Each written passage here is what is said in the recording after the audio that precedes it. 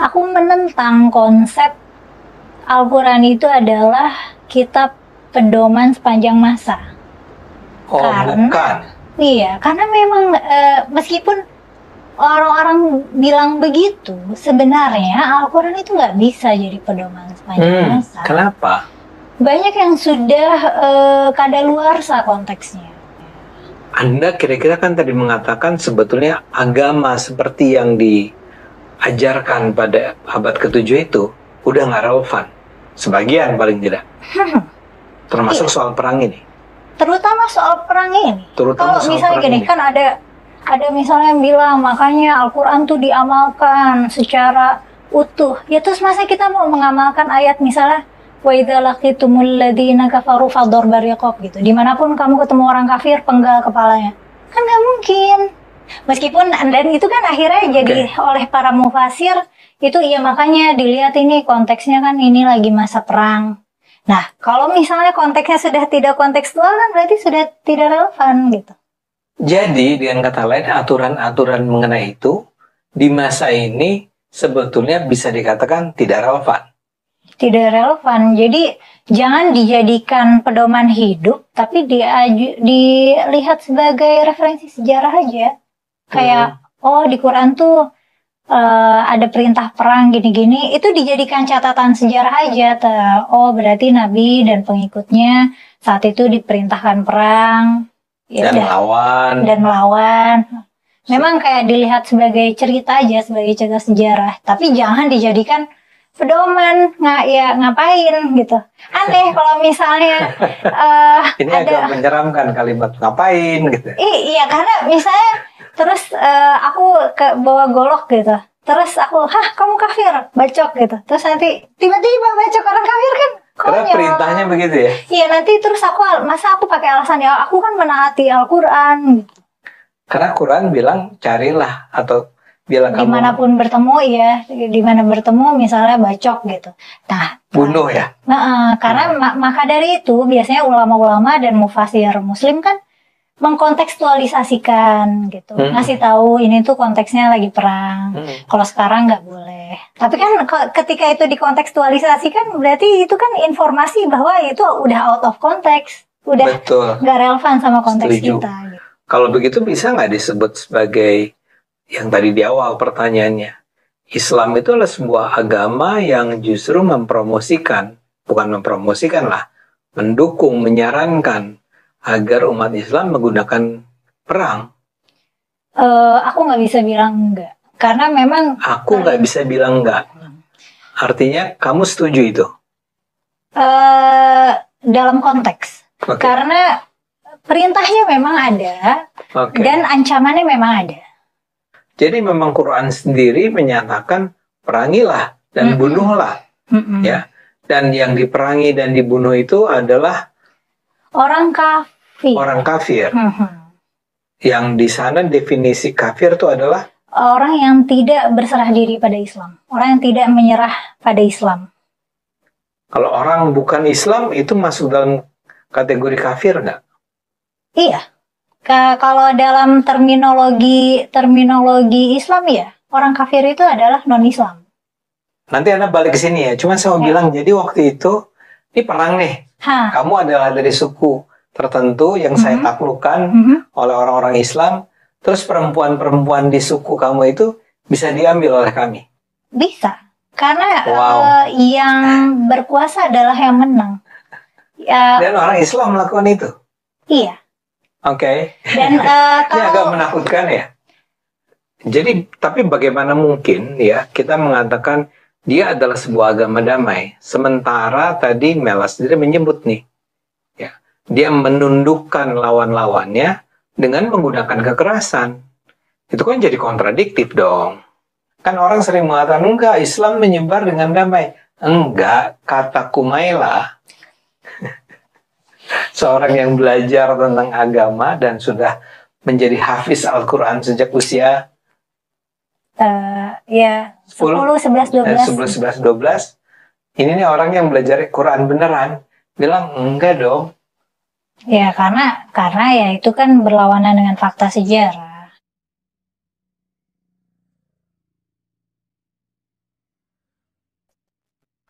Ya, halo, shalom teman-teman semua.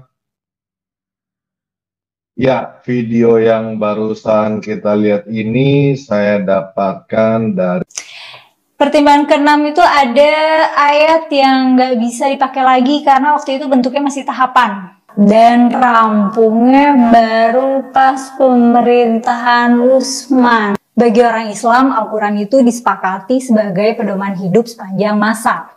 Di surat Al-Jathiyah ayat 20 ada potongan ayat yang bunyinya hadza basairul linnas wa huda wa rahmatul liqaumin yuqinun. Jadi katanya Quran ini adalah pedoman bagi manusia, petunjuk dan rahmat bagi yang meyakininya. Jadi emang di Qurannya sendiri itu ada klaim kalau Quran itu pedoman hidup dan emang sering diulang gitu. Al-Quran itu hudan, petunjuk ya bagi yang meyakini. Nah, jadi forbidden questions kali ini adalah apakah Al-Quran memang bisa jadi pedoman hidup sepanjang masa? Karena menjadikan Quran sebagai pedoman hidup itu menyangkut keyakinan dan idealnya kita semua bebas untuk meyakini apapun. Jadi sebenarnya sih jawaban dari pertanyaan apakah Quran bisa jadi pedoman hidup sepanjang masa itu mungkin ya bisa aja karena terserah kali ya. Karena kan bebas mau percaya atau enggak. But well, ada nih beberapa bahan pertimbangan sebelum mengutip, mengimplementasi, menjadikan pedoman hidup atau buat supaya tahu aja juga nggak apa-apa sih. Oke, jadi yang perlu dipertimbangkan adalah sebagai berikut. Pertama, penting untuk aware kalau periode Al-Quran turun itu hampir selama 23 tahun. Dan dalam kurun waktu itu dinamika sosial politik naik turun. Ada perang, ada damai. Itu kenapa ada ayat-ayat yang kesannya kontradiktif padahal sebenarnya beda konteks. Kalau turunnya pas lagi konflik perang, ya perintahnya attack. Kalau lagi damai, ya chill. Itu juga kenapa pendeskripsian Al-Quran tentang orang non-muslim itu kadang nggak konsisten. Kadang digambarkan kayak orang jahat, kadang ya kayak orang biasa aja. Dan ada ayat yang bilang kalau misalnya orang non-muslim itu bisa dapat pahala juga. Yang mana kalau timbangan pahalanya lebih berat dari dosanya, itu berarti bisa masuk surga nggak tuh? Sebelum kita ngutip suatu ayat nih, misalnya ayat tentang hubungan sesama manusia, sepatutnya kita tuh udah ngenalin situasi sosial, politik, dan budaya pada saat ayat itu turun. Apakah itu masa perang atau damai? Apakah saat itu muslim sudah menjadi mayoritas dan memegang kuasaan, atau masih minoritas dan tertindas? Jika kita ingin mengutip tentang relasi pernikahan Nabi misalnya, kita harusnya cek lagi nih, apakah saat itu Nabi masih beristrikan Khadijah satu orang, atau beristrikan Aisyah, atau saat itu sudah mempraktikkan poligami. Nah, nggak ketinggalan juga nih, kalau kita ingin mengutip ayat tentang hukum, perlu diperhatikan apa sebab atau pemicunya ayat hukum tersebut turun. Dan sudah sejauh mana implementasi hukum terkait hukum itu di masyarakat Arab pada masa itu. Soal pertimbangan pertama, kalau mau menggunakan Al-Quran sebagai pedoman hidup. Oh iya, by the way, tidak memeluk Islam itu nggak necessarily kafir ya. Di kita mungkin pemahamannya non-Islam itu berarti kafir. Nah, kalau di Quran nggak necessarily dilabeli begitu. Nasrani dan Yahudi kadang disebut sebagai ahlul kitab Injil wa Taurat, maksudnya ahli kitab itu pemilik kitab Injil dan Taurat dan Taurat. Nah, dan ahli kitab itu diakui dan dihormati sama Nabi. Sedangkan kafir itu artinya secara bahasa itu mengingkari, jadi mengingkari ajaran Nabi dan mengingkari Tuhan dan Nabi. Jadi bisa aja kita tuh orang Yahudi atau Nasrani, misalnya saat itu ya, bukan kita sih, mereka orang Yahudi atau Nasrani, tapi mereka menerima ajaran Nabi, tapi mereka tetap identify dirinya sebagai Yahudi atau Nasrani gitu. Nah, emang ada banyak ayat yang menunjukkan relasi Islam Yahudi atau Islam Nasrani itu agak tense ya, tegang dan rawan konflik banget, kayak yang musuh abadi banget. Nah, tapi ada nih di Al-Baqarah ayat 62 dan ada ayat yang mirip juga di Al-Maidah ayat 69, artinya sesungguhnya orang yang beriman, orang Yahudi, Nasrani, Sabiin itu salah satu agama minoritas saat itu by the way, Yahudi, Nasrani, Sabiin, dan siapa aja yang beriman kepada Allah dan hari akhir dan melakukan kebaikan, maka dapat pahala dan mereka tidak perlu takut dan tidak perlu sedih.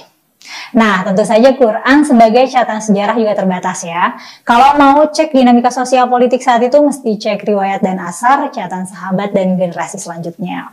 Nah, itu bahan pertimbangan pertama ya, soal periode turun dan dinamika sosiopolitik selama periode itu. Pertimbangan yang kedua, Quran itu awal diturunkannya dan disebarluaskan itu lewat oral, bukan lewat tulisan. Jadi kita harus ingat bahwa bentuk asli Al-Quran itu bukan tulisan, tapi lisan yang disampaikan dari Nabi Muhammad secara oral, yang berarti ayat-ayat Quran itu tuh diperdengarkan dan dimengerti oleh masyarakat ketika itu dengan bahasa lisan, bukan bahasa tertulis. Nah, sekarang kita tahu kan Quran itu bentuknya buku yang udah disusun rapih ya. Nah, sebelumnya pas zaman Nabi, Quran itu justru dilarang untuk ditulis karena takut tercampur sama tulisan lainnya. Jadi budayanya memang mendengar dan menghafal. Quran tuh baru disusun rapi setelah Nabi wafat dan rampungnya baru pas pemerintahan Utsman.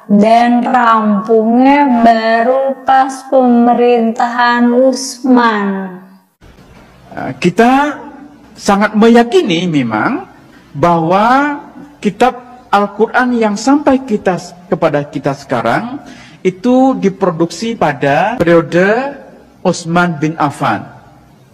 Ya, itu keyakinan kita. Ya, kalau Anda lihat Quran yang ada di depan kita ini, kita yakini ini adalah kitab yang sama yang diproduksi pada periode Utsman bin Affan. Ya. Jangan salah, kitab yang ada, Al-Quran yang ada di depan kita itu diproduksi tahun 1924 di Kairo. Ya, belakangan sekali.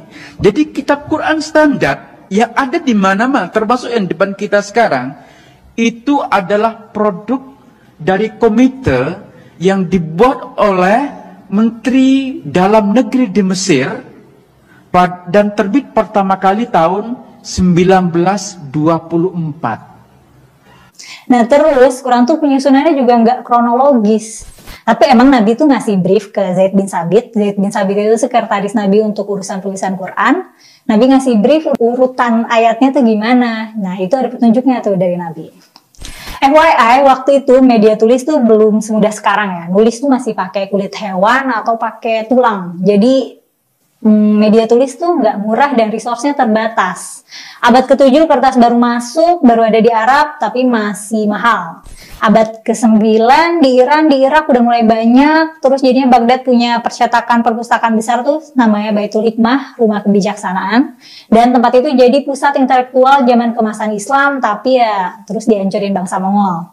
Nah, harga kertas di Timur Tengah baru wajar, baru bisa affordable buat keluarga itu abad 11. Nah, kenapa pertimbangan ini penting gitu? Kenapa ngomongin penting? Jadi cara kita menganalisis teks Quran itu harus melibatkan juga fakta bahwa ayat ini tuh diumumkan, diperdengarkan, dan saat itu pada ngerti. Bukan mereka buka buku terus dibaca, dihafal, karena belum ada bentuk kitab ya. Nggak kayak kita sekarang baca Quran tuh kayak buat ibadah, buat berdoa, dulu nggak gitu. Pertimbangan ketiga, terlepas dari kita mengimani Al-Quran sebagai kitab yang berisi firman Tuhan untuk pedoman hidup sepanjang masa, atau menganggap Quran adalah karya literatur Arab pada abad ke-7, perlu kita ketahui bahwa bahasa yang dipergunakan Al-Quran adalah bahasa Arab yang digunakan pada era tahun 600-an Masehi, yang mana bahasanya agak berbeda dengan Arab modern. Orang yang native speaker bahasa Arab itu belum tentu bisa ngerti Quran. Jadi untuk bisa memahami Quran gak cukup ngerti bahasa Arab Quran aja, tapi butuh pendalaman lebih juga. Karena ada ayat-ayat yang gak literal, yang bentuknya syair dan puisi, kisah dan percakapan, ada retorika dan perumpamaan juga. Jadi punya banyak kosakata dan ngerti nahwu sorof itu nggak cukup, butuh belajar balaghah dan ilmu mantik juga. Jadi kalau nahwu sorof itu kan kayak grammar ya, kaidah tata bahasa Arab gitu. Kalau balaghah tuh kayak pemahaman bahasa yang lebih kontekstual dan situasional. Nah, orang Arab zaman Nabi itu appreciate syair, jadi bersyair itu adalah skill yang sophisticated. Mereka mengapresiasi keindahan bahasa, tapi ya jadinya cara mereka berkomunikasi itu nggak selalu straight to the point. Dan orang yang hidup jauh setelah zaman itu kayak kita, butuh belajar lebih untuk bisa paham. Quran juga gitu, Quran sangat diapresiasi karena salah satunya karena keindahan bahasanya. Dan untuk bisa memahami keindahan bahasanya, ya PR itu.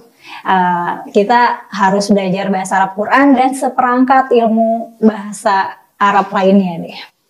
Pertimbangan keempat, penting juga membedakan periode Mekah dan Madinah. Kita bisa lihat di lembaran Al-Quran ada label-label Makkiyah dan Madaniyah pada surat-suratnya. Yang berarti turunnya di Mekah atau Madinah. Tapi itu pun masih generalisasi banget. Karena ada juga ayat yang turun di luar kota Mekah dan Madinah. Ada juga ayat yang turunnya di perjalanan gitu. Jadi bukan di Mekah, bukan di Madinah. Nah, terus dalam satu surat tuh bisa aja sebenarnya separuh turun di Mekah, separuh turun di Madinah.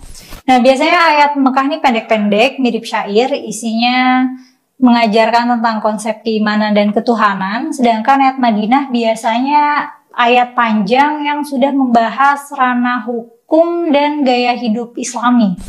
Nah, apa pentingnya memahami ini? Karena situasi sosial di Mekah sebelum hijrah dan Madinah setelah hijrah itu kondisinya sama sekali berbeda. Di Mekah, Muslim relatif sedikit jumlahnya dan didiskriminasi. Sedangkan di Madinah Muslim sudah berbentuk komunitas besar dan yang non-muslimnya juga udah chill, bisa hidup berdampingan sama yang muslim. Makanya wahyu Allah mengatur regulasi untuk orang-orang secara umum. Salah satu penandanya tuh ayat Makkiyah, seruannya biasanya ya ayyuhalladzina amanu, wahai orang-orang beriman. Kalau ayat Madaniyah itu seruannya ya ayyuhan nas, wahai segenap manusia. Nah, kemudian pertimbangan selanjutnya nih, pertimbangan kelima. Ada di Quran tuh ada konteks atau konsep yang nggak bisa relevan lagi. Misalnya hukum yang menyangkut perbudakan. Udah nggak ada perbudakan sekarang. Pernah tuh ada penceramah seleb yang bilang dalam Islam perbudakan itu boleh, menggauli budak itu boleh. Ya itu waktu itu. Karena emang perbudakan kan waktu itu udah ongoing ya. Dan bukan ajaran Islam enablernya, justru Nabi bikin perbudakan jadi nggak populer lagi. Bukan berarti karena hukum yang meregulasi orang merdeka dan orang budak itu ada di Quran, terus kita harus menghidupkan lagi kultur jual beli orang ya. Nah, Nabi ini discourage perbudakan bukan dengan cara melarang praktik perbudakan secara langsung. Mungkin concern soal konsekuensi ekonomi yang mungkin nanti bakal kolaps gitu. Karena kan memiliki budak sama aja kayak kita punya karyawan tapi nggak perlu kita gaji. Kalau banyak bisnis yang bertopang sama tenaga kerja budak, terus perbudakan tiba-tiba haram, nanti ekonomi nggak stabil.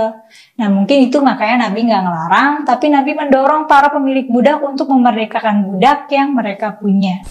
Diangkat menjadi karyawan yang digaji atau dinikahkan atau dibebaskan sehingga terangkat derajatnya setara sama manusia yang bebas merdeka. Keberhasilan Nabi dengan cara ini tuh terbukti ketika Mekah dan Madinah akhirnya bersih dari perbudakan sama sekali. Bahkan beberapa orang yang dulunya budak alias hamba sahaya jadi tokoh sejarah Islam yang penting gitu, kayak Bilal bin Rabah dan Maria Qibtiyah istri Nabi. Oke. Lanjut lagi ke berapa sekarang? Pertimbangan ke-6. Pertimbangan ke-6 itu ada ayat yang nggak bisa dipakai lagi karena waktu itu bentuknya masih tahapan. Ada ayat Al-Quran yang membolehkan kita minum minuman memabukkan kecuali kita hendak melaksanakan sholat. Jadi boleh tuh minum-minum asal kalau mau sholat harus sober. Tertulis di surat An-Nisa ayat 43, kurang lebih artinya itu kamu jangan sholat kalau lagi mabuk. Berarti kalau lagi nggak mabuk, kalau lagi nggak mau sholat, mabuk nggak apa-apa. Oh, tenang. Nah, cuman masalahnya ayat ini udah nggak berlaku karena kalau kita lihat timelinenya, ini adalah tahapan dalam pengharaman khamr. Khamr itu minuman yang bikin mabuk ya. Nah, jadi yang tadinya boleh minum kecuali kalau mau sholat, jadinya nggak boleh sama sekali. Di Al-Maidah ayat 90, minum-minum tuh udah dikategoriin kelakuan setan dan kita harus menjauhi. Kalau kita cuma fokus ke teks, kan konteks ini jadi miss ya, rawan salah paham. Ya, apalagi Quran nggak disusun secara kronologis. Oke, pertimbangan terakhir nih, satu lagi, ke-7. Jadi gini. Dulu tuh hukum Islam nggak terstruktur kayak sekarang. Masih mengandalkan sumber otoritas tunggal yang berpusat di Nabi Muhammad. Makanya waktu Nabi meninggal tuh pada galau soal otoritas. Siapa nih yang bakal ngasih tahu kita ini itu? Siapa nih yang bakal ngasih tahu kita ini itu?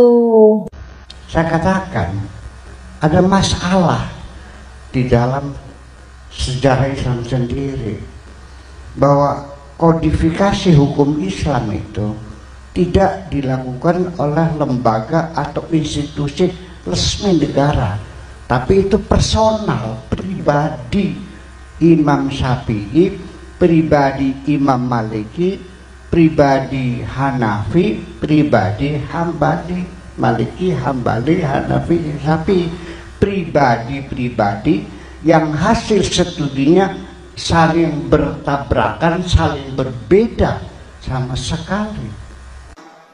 Makanya kalau di TV saya sering bilang gini adik-adik, kita ini semua bukan penganut agama sebenarnya. Kita ini adalah penganut tafsir-tafsir agama. Maka kita kemudian semua berbeda-beda. Sesama agama Islam pun tafsirnya berbeda-beda. Makanya kita ini adalah penganut tafsir-tafsir agama. Kalau kalian tanya saya, Islam ini agamanya apa? Islam. Ada pertanyaan lanjutan, NU apa Muhammadiyah? Sunni apa Syiah? Belum bicara manhaj, belum bicara ijtihad, belum bicara mazhab. Syafi'ikah, Malikikah, Hanafikah, Hambalikah? Ini tafsir-tafsir semua. Sesama Islam, sesama Syafi'i, sesama NU pun masih aja yang satu pengusung khilafah, yang satu bukan. Ini tafsir lagi. Pertengkaran antar umat Islam itu sudah dimulai sejak Nabi Muhammad meninggal dunia. Pada detik pertama sudah pecah kongsi. Persatuan umat Islam sudah pecah kongsi pada detik pertama Nabi meninggal dunia, sampai 3 hari Nabi tidak ada yang mengkafani. Ya, 3 hari, betul? Ya, 3 hari. Apa yang terjadi? Mereka rapat di Saqif Bani Sa'diyah, berebut khilafah. Dan hasilnya apa? Abu Bakarnya mati diracun, Umarnya mati dicubles, Utsman mati dibacok, Ali diinjek-injek, anaknya Husain dipenggal kepalanya buat bal-balan.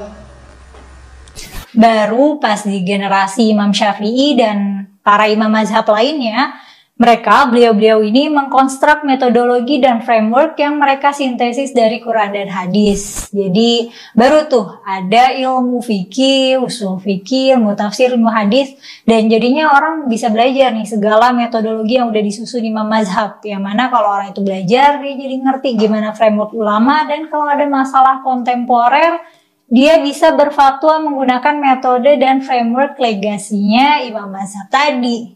Nah, cuman karena beban belajarnya berat, biasanya di zaman modern dibikin jadi lembaga yang menaungi ulama secara kolektif gitu. Kalau di Indonesia kayak MUI, Majelis Ulama Indonesia.